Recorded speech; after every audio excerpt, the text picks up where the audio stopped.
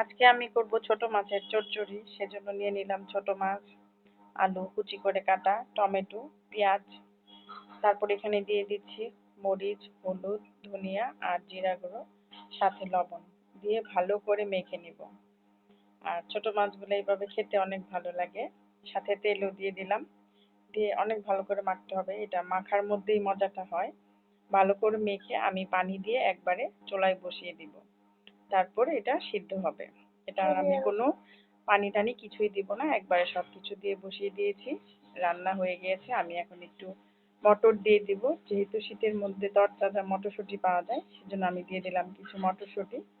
একটু রান্না করে ধনিয়া পাতা দিয়ে দিলাম, তারপরে কাঁচামরিচ, ধনিয়া পাতা কাঁচামরিচ দিয়ে 4-5 মিনিট রান্না করব। তারপর হয়ে যাবে আমার ছোট মাছের চচ্চড়িটা। এটা খেতে অনেক বেশি মজা লাগে। হয়ে গিয়েছে আমার ছোট মাছের চচ্চড়ি। আপনাদের কাছে কেমন লাগলো অবশ্যই জানাবেন।